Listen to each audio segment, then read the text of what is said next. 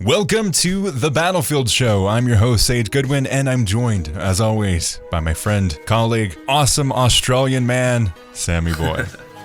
What's going on, guys? Good to be back again. In this episode, we're going to be talking about Levolution and dynamic worlds in Battlefield 2042, what it's going to look like in this game, and what it's looked like in the past. So let's jump right into things.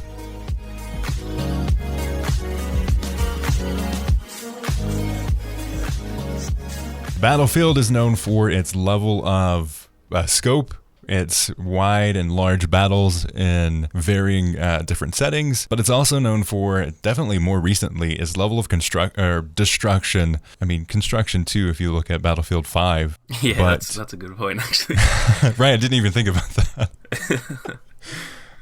But the level of destruction is definitely a huge part of a lot of people's experience of a Battlefield. And we know a little bit around Battlefield 2042, but we don't know the full story. Do you want to start off with Levolution, or do you want to start off with destruction? I guess probably destruction, because I guess there was a little bit of news that came out like a few weeks ago regarding that, so that might be the more burning question, I guess. Give us the details, man. What's going on with destruction in Battlefield 2042? So, back when the actual reveal and the gameplay trailer came out, there was not actually that much destruction that you could see in it, and a lot of people started to kind of question whether it was going to be even in the game. Wait a second. Yeah, pretty much. So, it was kind of like it was probably one of the most burning questions that I saw people talking about, was whether there's going to be actual destruction, because we just simply didn't see any of it. Obviously, the reveal trailer is kind of just hard to tell because it's not really gameplay, but then even in the gameplay trailer there was like vehicle destruction and stuff, but there was no buildings being blown up in the way that we know. So a lot of people were really sort of worried about it, but it was like the Xbox extended gameplay event, I think it was, Daniel Berlin, who's the senior design director, I believe, he actually pretty much confirmed it. I don't know if he even necessarily meant to, but he was just talking about on Hourglass that there's a tiny village on the outer sort of regions of the map where there is those, regular sized buildings that we're used to. Obviously that map is all just like skyscrapers, but he said that there's actually some regular buildings out there, and he confirmed that it is all destructible and stuff. So I think the reason we didn't see any is just because we didn't see that village in the gameplay trailer. Yeah. And obviously I don't think there's going to be that much destruction in the actual city, because obviously that would just be like crazy. If you could just blow all those buildings up, it would just be you see that I don't think any game could ever handle that. So yeah, I think that kind of is the answer to why there wasn't any, just because it's the same as like say Dawnbreaker from Battlefield 4. There's obviously destruction in Battlefield 4, but there's not really that much on that map, just because it's mostly skyscrapers in that sort of center area. So yeah, I think that really answered that question, and he essentially confirmed it, which is good. Yeah, it's going to be more map specific or certain areas of the maps versus, I mean, there is definitely a discourse online about hopes about how large scale the destruction could be with next gen consoles, with beefier PCs coming out. Like, there's definitely that discourse of like, man, I want to destroy the whole city, take it down, have a flat map, but we still aren't to that level of technology. Yeah. And like, it's definitely more of a specific thing even throughout other games. There isn't a whole lot of destruction or changing of the map during the game. It's more of like a Battlefield specific feature or thing that Battlefield does really well, is having these elements that you can just destroy and really change up how the game flies. Like, maybe you want to hide in that building. Well, too bad. There's a tank coming your way, and it's not going to be there for much longer. Yeah. I don't think I've ever played. I know, for example, like Rainbow Six Siege has like some level of destruction. They do, you can yeah. kind of blow up the walls to get in there, but it's not. It's more like sort of on rails. There's certain like spots that you can blow up rather than just anything. And I guess that's the same in Battlefield. It's not like you can blow everything up, but most of those like regular buildings can be blown apart. Yeah, it's good to see that that's hopefully coming back, and it just depends on the maps really, because I'd imagine, say, Kaleidoscope, the other city map like that, probably won't have too much destruction either, but I'm sure there's going to be a lot of maps that will have a fair amount. And there's also like, there's only so much they can do. If they allow you to blow everything up, then the map design obviously isn't going to really go that well. There's not going to be any structure to the map, so yeah. By the end of the match, it's just going to be nothing. Yeah, so as much as it would be, I would love to see that, like see Hourglass, just the whole city get absolutely destroyed, but then there's not, unless they can make it, make the buildings fall in a way similar to, say, Siege of Shanghai, where obviously that falls the same way every time. If they could make it like that, then they can control it. But if it's just a matter of blowing anything up, then it kind of removes a bit of the structure from the map, and then it's not going to really flow as well as they designed it. So hopefully one day we can get to that point where like they can just, I guess, figure out a way to keep the structure of the map while just allowing literally anything to be blown up. That would be pretty cool. But yeah, I think we're definitely a fair way off that, unfortunately. Yeah, and like one of the more recent games to do something along those would have been, I think it's Crackdown 3, where you can literally destroy the whole city and then fight through that. But we saw like that was the main point of Crackdown. Like that was the real draw to it, and we saw that it didn't do that well. So that having that as a marketing thing is fine, but you need to have more substance behind something along that than you can just destroy everything. But like, why? What benefit is there? Yeah, there has to be a reason, because, like I said, if you just blow the whole city up, that map probably would become pretty boring, because it's just a pile of rubble and there's no like areas to go. It's just a flat like area with a bunch of stuff knocked over. So yeah, and it'd also be super annoying. Yeah, that's what I mean. Like, I think it would be so awesome to see the first few times, but after a while you would just be sick of like, oh damn it, the city's blown up again. This map sucks now. So yeah. So yeah, I definitely understand why it's not that way, but I hope they do, add as much destruction as they can while keeping the structure of the map. Like he said, that outer village, it'd be cool if that whole thing can be blown up, because I'd imagine that's not going to be like a super focal point of the map. It's just going to be like one of those smaller little areas. So if that whole thing can be blown up, that'd be awesome. But yeah, I think on most maps it's just not going to be the case, really. For that specific map, what I would say one of the benefits of having those buildings be destructible are like the majority of people that are going to be going to the far out reaches of those maps. It's either going to be spawn points or it's going to be campers or snipers. There's going to be a reason to go back there and destroy those buildings, and it uses it for the gameplay. To exact our revenge on the snipers. Exactly. Perfect. Right in my sights, and then a tank just comes over and blows them up. Yeah. So there's a few different things with the level of destruction. I think a lot of people had the high hopes for the level of destruction, but there isn't a precedent for anything more. Like, there isn't a need for it in the gameplay. It would just be like, we can do it because we can, instead of why. Why is there that reason?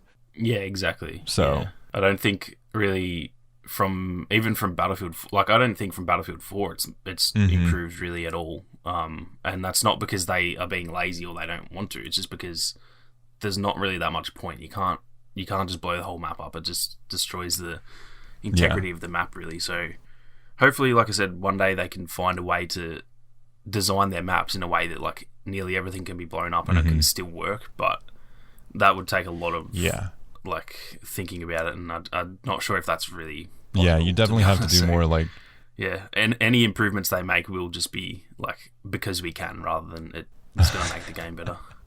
Exactly. And like even if they did have the option to destroy everything, you have to, like, they would have to design the maps to be more geographically different. So instead of like a flat area with a bunch of skyscrapers, it'd have to be more of a hilly area with rocks. If you destroy this building, there's still debris that's set up there so you can hide behind, or you can blow up this section and this section crumbles off, but it's not the whole thing. Like, you'd have to have some way in the game to really have that variance and the fun. Basically, want to actually play the game mode. Like, if it was just even one map that you can destroy everything, I mean, I think that would be okay. But again, like we talked about in the first episode, the tornado could be one of those annoyances after the few times that you play it. So I could definitely see that with the level of destruction in a game. Yeah, it's one of those things that I think the first time we all think about it, we're like, oh, that'd be so cool if you could blow everything up. But when you actually, when you experience it like 50 times, the map would just get boring at that point, I think. And like, if you would destroy one building, you know how many kills you could get with just that one building falling down? If there's 128 players and you collapsed a skyscraper, there would probably be like 30 people in that. You just get like a 30 kill streak instantly. For one person. Yeah.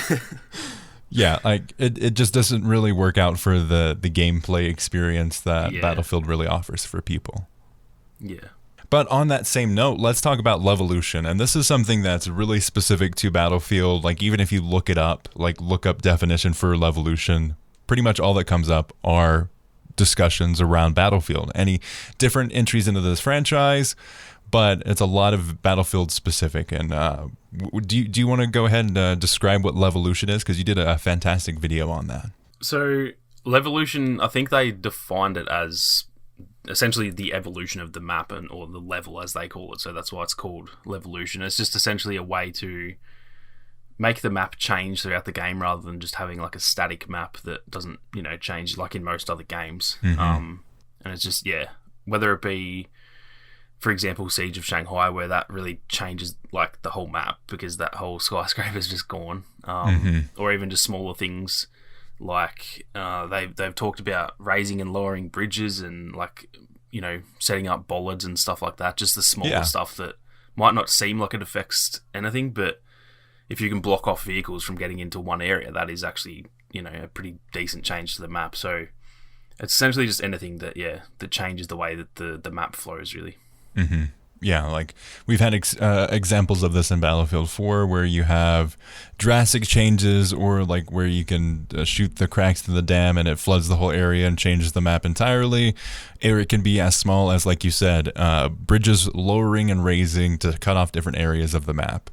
And there's both benefits and drawbacks to something like Levolution on the larger scales. There's predictability, which is I think a better option if you can limit where or how quickly you can change up the map. Not to the same level of like control, but in Battlefront you had like the different levels of the map. Like, you accomplish this thing, it goes into this phase. If you accomplish this thing, it goes to the next phase. Like, there's that, but it's more of like a player decision type thing. Battlefield 4 is probably the one that has the most like notable Levolution. But like you said, they were all essentially on tracks, and it was just the same thing every time, which it was like, every time a Levolution event happens, I sit there and watch it. I stop fighting and watch it still like 7 years later. So it's still awesome, but it is definitely cool when they're a bit more, not so much random as in they can completely change everything, but just like they're more like the Levolution I enjoy is when the certain buildings in Battlefield 4, for example, you can blow out all the walls and then it literally collapses. Like, that's the more a little bit more random stuff, because it's not really like a timed event. It's more, this building cannot exist if you want to blow it up. So I think they have to find a balance between that. And from what they've said, they've pretty much confirmed it's not just going to be the big, like the Siege of Shanghai level stuff. There is going to be some stuff like that with the rocket launching, and I believe whether you can blow it up while it's launched or whether it blows up before it launches, I'm not really sure, but they've said it can fail. So I'm sure that one will be like a big sort of event, but I think they're more focusing on just in general the map changing like more naturally rather than just a big event, really. Yeah, it's going to be more of those like quality of life type decisions where you can gradually adjust how the match is played by what happens in the game. Like, I could see something like if there's a bridge, you could destroy the bridge, or you can destroy the control mechanisms for the bridge, cutting off like specific vehicles from going across in this one area, so it changes from a more vehicle specific match to a more infantry level. Like, the Levolution can be something along those lines, where normally you have these available to you that you can bring in, but this one thing happens and it changes the way the game is played. Yeah, that's pretty much, it sounds like that's really what they're going for with, just allowing us a bit more, I guess, freedom to like almost make the map how we want to make it, rather than it just being the same every time, really. Yeah, definitely.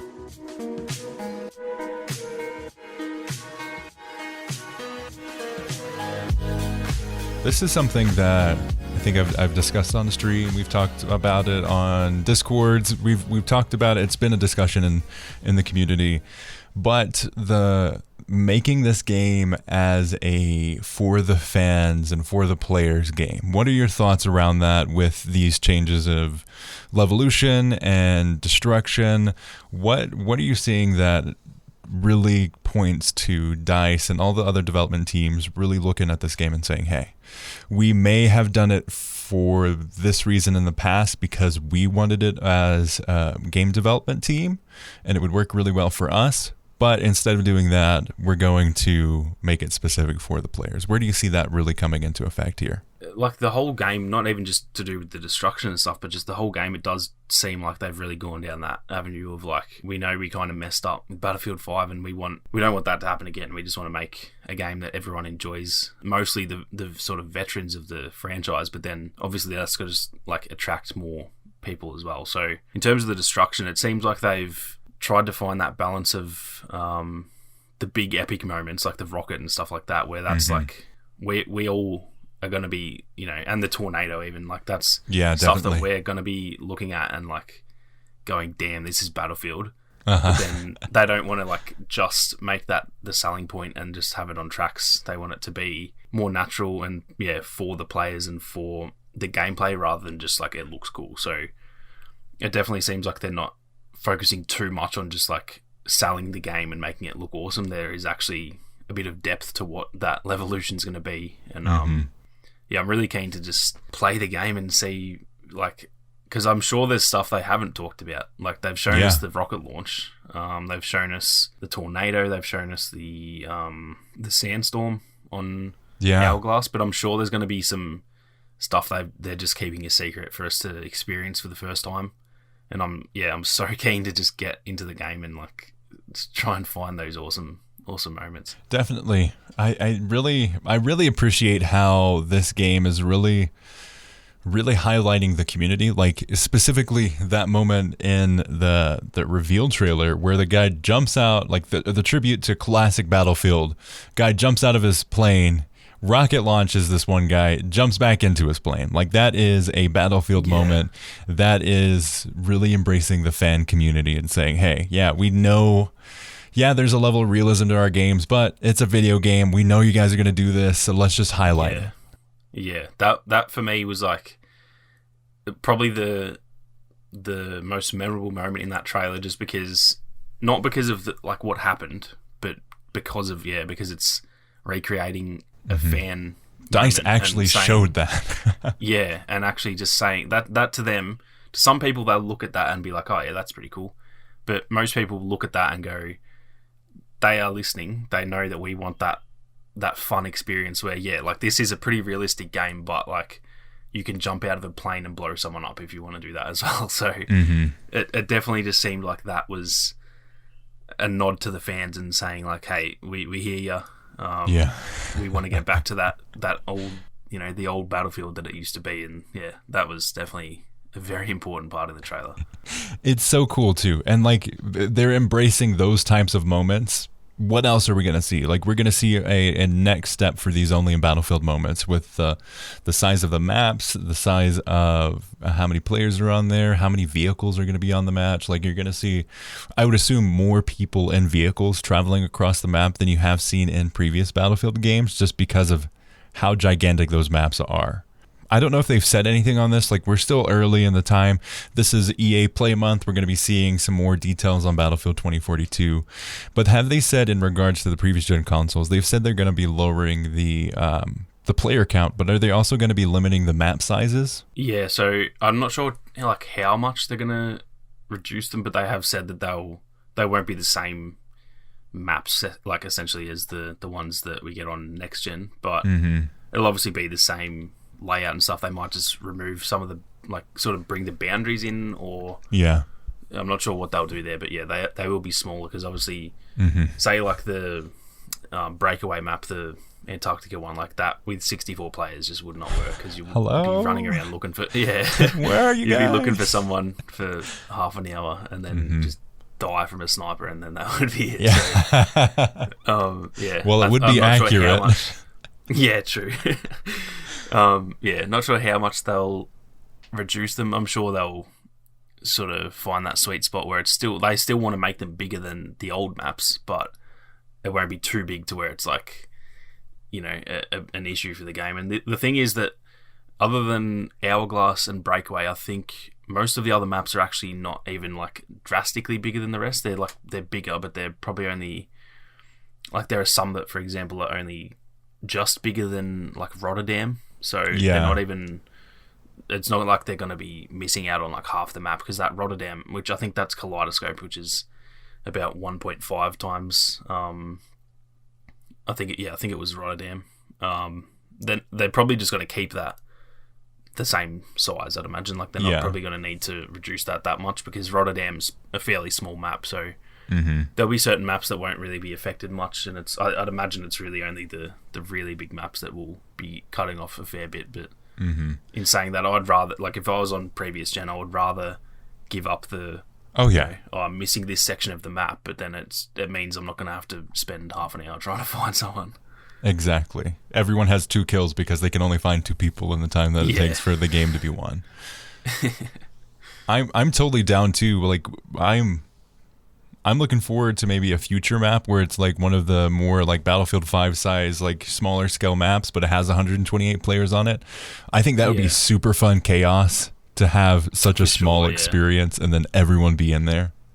Yeah, almost like a Operation Locker type map where it's just like everyone, like they obviously designed that knowing like this is like not a Battlefield map. It's almost like a Call of Duty map. It's everyone's right there with each other. So they definitely will. You'd imagine that like they will release, even they could even like remaster those maps and bring them in and have Operation Locker with 128 players, which is probably, I'm not sure how that would work. But yeah, I'm sure they'll have those smaller maps, that's going to be a lot of fun.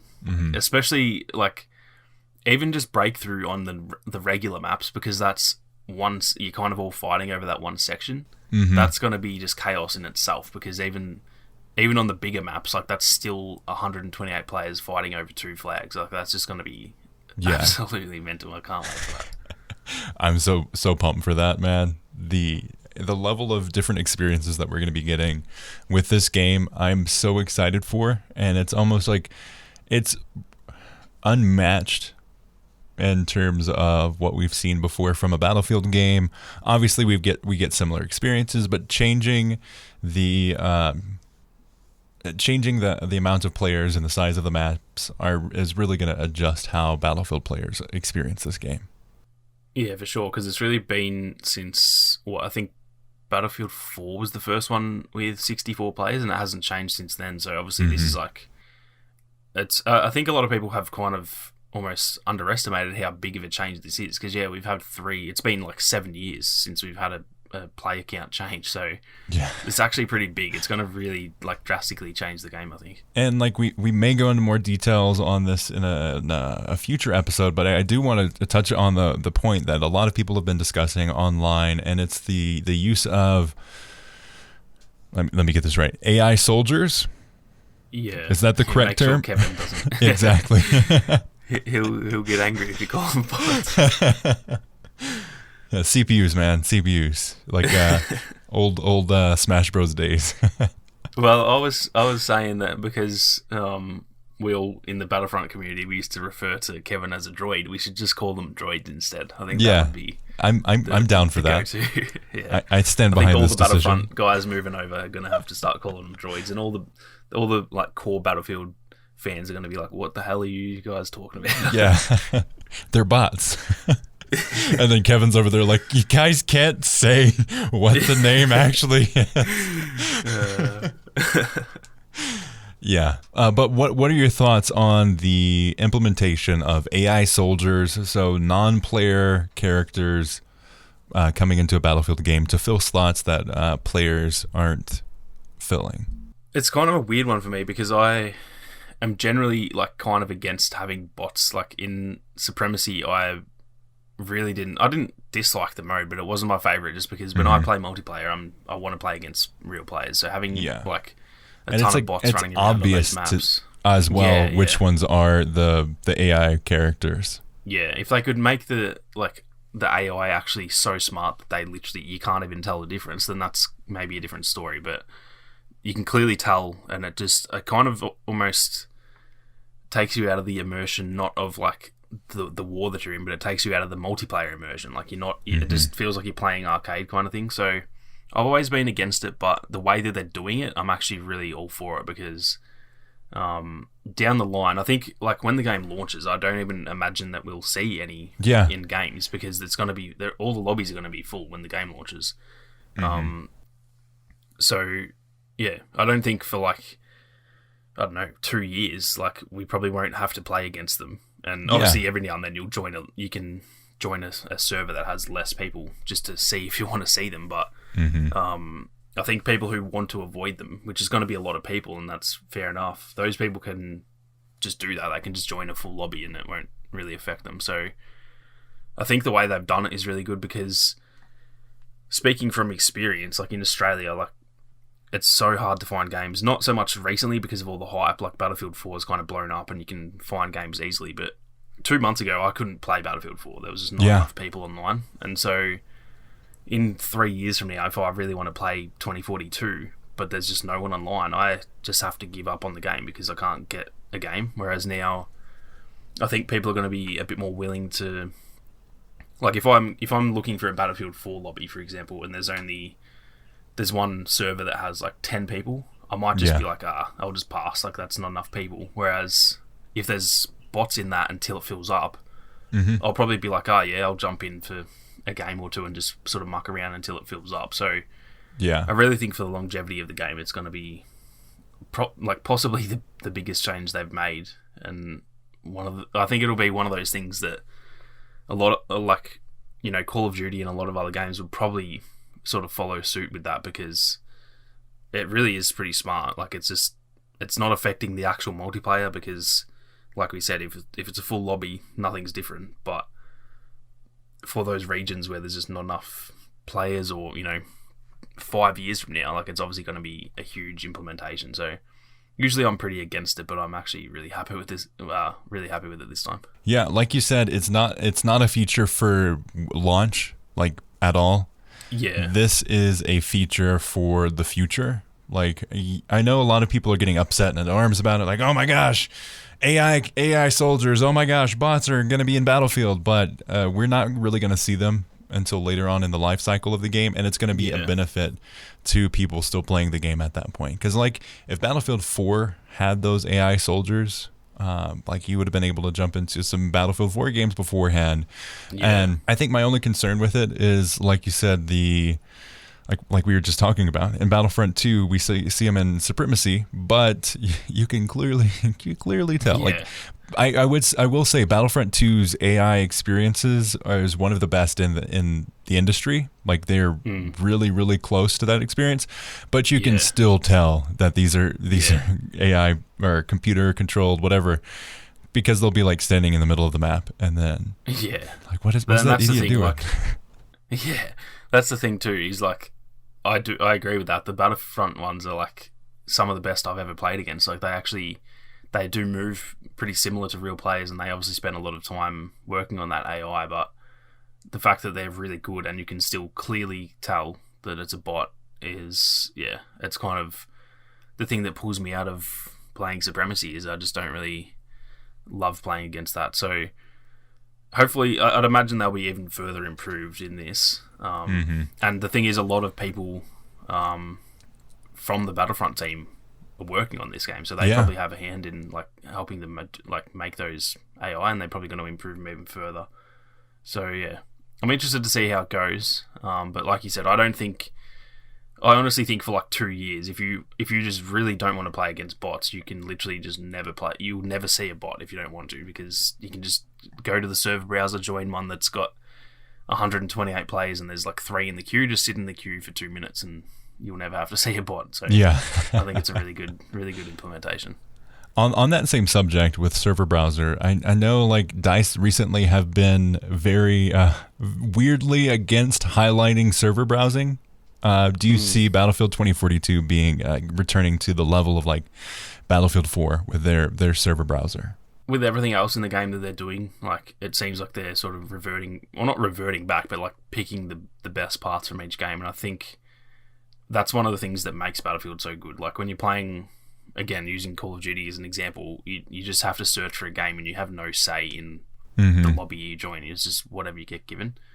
And for me, it's something that I've always loved about Battlefield is, like, I don't have to just search and just hope I get a good map. I can literally just go through and not only look at the servers, but then go into the, like, server settings and go, all right, this map is now, but then we've got these 3 afterwards, and they're my favourite map, so I'll join this one instead of the one that already has a good map. So I think that, that's something I'm sure server browser will surely be back. That would be a pretty big, like, mistake if they don't have it back, and then hopefully they do have it to that same extent where, it's completely customizable, and, like, even hopefully they have, like, rental servers and stuff too. That'd be cool to have. That would be those community games where, we can rent a server and just, with our subscribers and stuff, we can just muck around and not have to worry about everyone else trying and, like, sweating. We can just have a little community game and jump into the tornado and stuff like that. So, yeah.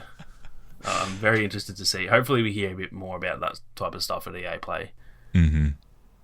I do hope so. I hope, and like you said, with the changes that they've been making of, like, cherry picking some of the fan favorite additions that they've had in the past games, that they may have stepped away from a development side of things. Like, developers hate these features, so that's why they didn't get added in Battlefield 5, or it's really annoying for them as non-players or people who are, like, really sunk into the game. Like, we see additions in development and game development a lot of times where they have to get changed because, like, just using Battlefront as an example, we had Anakin, who they said was really balanced and internal tests, and then it got released to the public, and it's like, okay, no. When we said make the heroes better, we didn't mean one specific hero.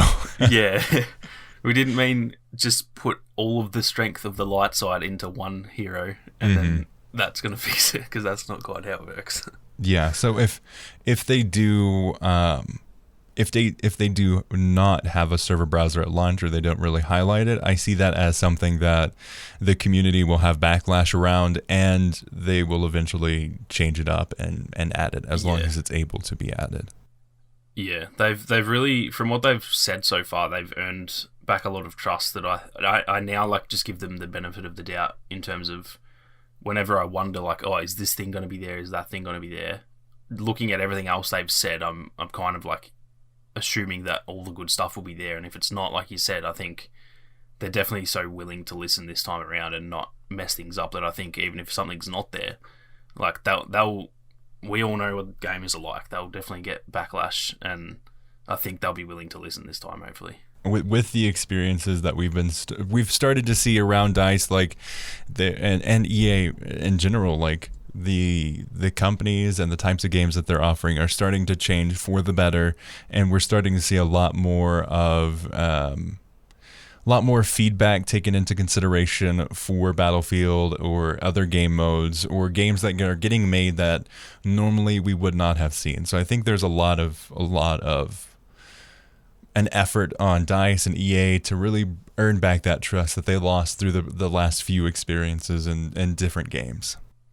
Yeah, I think they had that, like, such a bad reputation, and to a lot of people they still do. And it definitely does seem like, everyone's going to have their own opinion whether EA is doing well or doing poorly. But I think they've definitely, whether they have done well, they've definitely tried to change things up to make sure that they can, get back on our good side, I guess. So it's obviously different stages for different people. Some people are still really against them. Some people are kind of like, yeah, they're doing a little bit better, but at least they're doing something, because there was a while there where they were going through a few changes to multiple games where it was like, what are you guys doing? Come on, this is not the way to do it. So hopefully they just keep down that track, and just listen. That's all I need to do. Just listen to what people want. We're the ones that are buying the game, playing it. If they, obviously not everything we can say is going to be the right thing, because we're not game developers. We don't know how certain things work. So if if every player is asking for this, that, and whatever, that might not necessarily actually work, even though we all think it does. So Mm-hmm. there's obviously certain stuff they just can't do because it's just like we might think it's awesome and it's actually not a good idea at all. But as long as they're listening and doing kind of like compromising on stuff like that, where maybe what we want isn't the best, but we obviously all want it, so they kind of like trying to compromise and listen. That's really all they need to do, I think.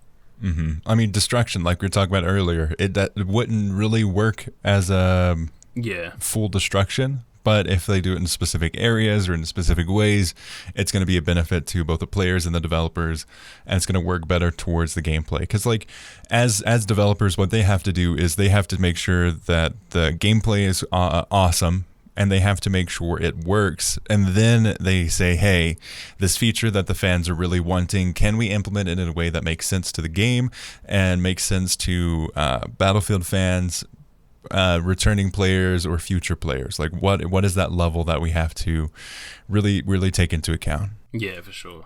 I'm very interested to see what this game looks like 6 months from launch. Like we're gonna get it there. It's gonna be a set experience. We're gonna find more details out in 3 weeks maybe.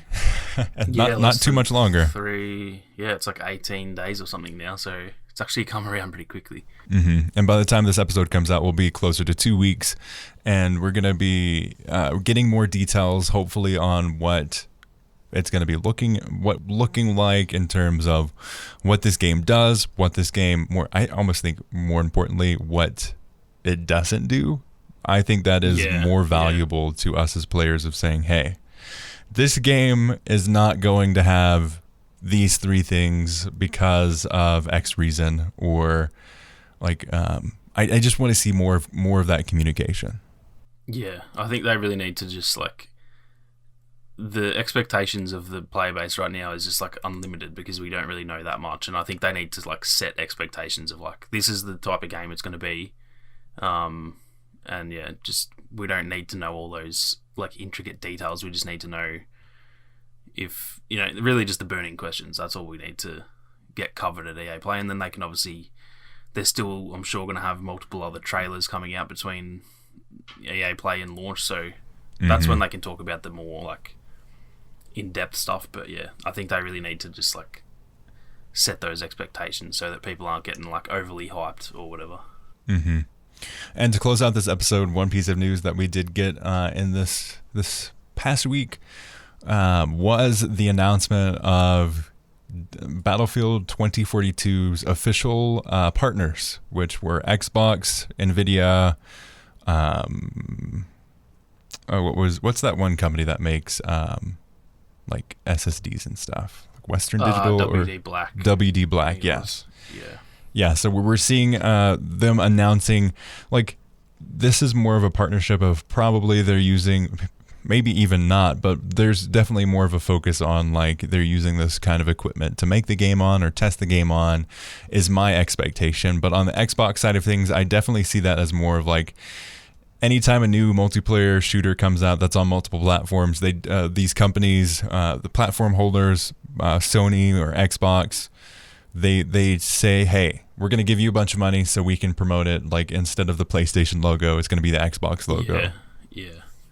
It definitely, I've seen a lot of people saying that they're worried that it's going to like have exclusives and stuff. I don't think there's anything exclusive. It's just, whenever there's a trailer, it's just going to have play it on Xbox One, like, or Xbox Series X. That's just all it's going to be. So I don't think there'll be anything missing from the PlayStation version. It's just going to be a partnership, really. Also, I love anytime it's Xbox, they're like, oh my gosh, I'm so scared it's going to be exclusive stuff. And then anytime it's PlayStation, it's like, yeah, give me all the exclusives. Yeah. It does seem very hypocritical sometimes, to be honest, because they're so, they use the exclusives as a bonus on Sony, but then whenever Xbox has one, they're like, oh, this is so unfair. And it's like, mate, you've got like 100 exclusives. Yeah. We have nothing. We have Halo. Please let us have this.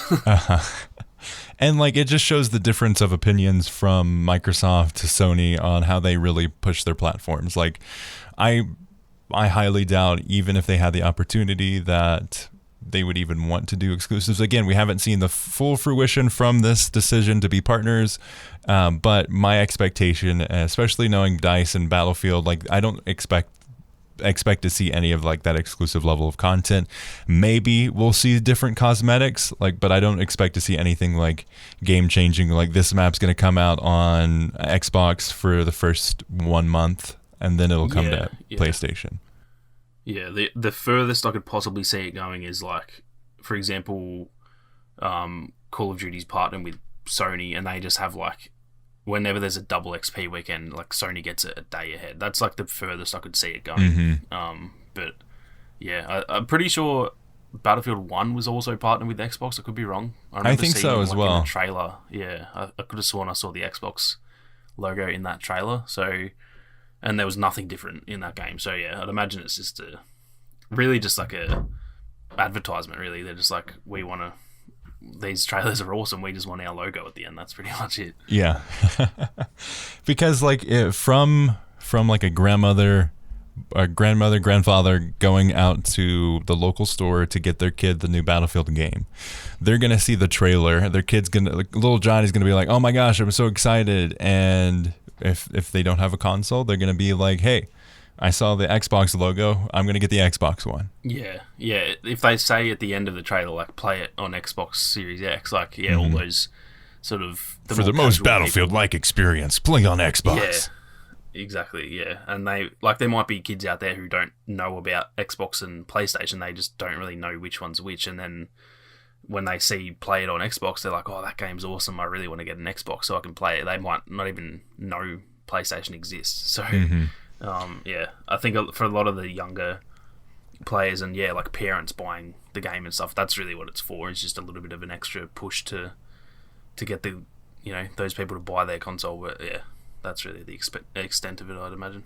Definitely, and like a lot of enthusiasts are going to be like, that's not true. I've seen it of kids coming in and be like, "Hey, I want this one because I saw it on the Xbox." It's like, "Oh, okay, yeah, sure. Go ahead." Because like as a general audience, like people don't really have that much time to pay attention to the details of the trailer they just saw, unless they're super already in the community. So if you're just an entry level into the Battlefield franchise, like that could be a defining factor. Yeah, for sure. And like everything's messed up right now too. Casual than we know. Yeah. They're both casual and smarter than they're more casual than we know, but also smarter than we think they are. So it's a weird like double entendre there. But everything's different now too, because this is one of the first games from EA and DICE that's multiplayer shooter that we're seeing since the pandemic and since the shortage of the consoles, because we're coming up on a year of the consoles being out and not really much there. I still know multiple people that they've had the money since before they launched, and they've been actively trying since then. And they still just can't get one. So that's pretty crazy. Which is why DICE, EA, they all decided to publish the game on previous gen consoles. Otherwise, their scope of people playing the game would be much, much smaller. So yeah, it's unfortunately like the shortage of consoles is actually unfortunately going to affect the game for a lot of people, because they would have had it on the next gen, and it's not like it's going to be drastically different, but it's just going to have more players and stuff. And unfortunately, because of the lack of them out there, that a lot of people are going to be able to fully experience the game, which kind of sucks. Yeah, but that's how it goes. It's going to be wild. It's going to be a wild time for sure, but it makes sense on DICE and EA's side to be like, hey, we're going to offer it on all the different platforms so we can get the widest net possible. And we're still learning how to really develop for the new consoles. This is going to be our first example with this. So there's just a lot of different features for the games. And then, like, even if you do specifically for next-gen consoles, with the Xbox Series S, you also have to take into account of that lower-powered console. Yeah, exactly. So, like, even if you do just say, hey, we're going to do only next-gen consoles, you still have to take into account that. So yeah, because that's really not even that. I think it's, like, only just a bit more powerful than the Xbox One X. So, yeah, it's essentially, it's really the same power as the previous gen console anyway. So yeah, it's just the focus of that SSD. Yeah. yeah, so it's very interesting. I'm keen to see how it all goes. I really do hope the previous gen version isn't much different, just because I don't want people to feel like they're missing out. Exactly. Again, don't do the Cyberpunk where they just tested on the Pro and the Xbox One X. Make sure that it runs good on those consoles. This game's perfect. And then on the old ones, it's like, what even am I playing right now? Am I playing Legos right now? Yeah.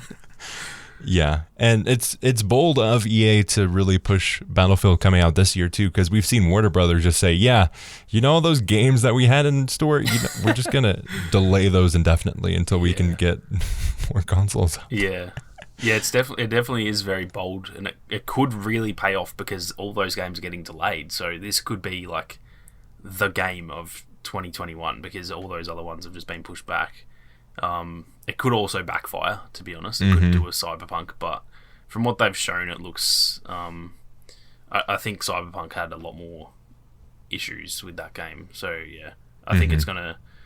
It might be a little bit buggy and stuff, as long as they are on top of it. If it launches a bit rough, like we've seen it with Battlefront 2, you can change that. You just need to stick with it. They can't just have another game where it launches rough and then they're like, let's just start again and do the next game. That's just not how it works. Yeah. So I do think we're going to see some interesting decisions as we move forward with Battlefield 2042. In a future episode, we're definitely going to be talking about how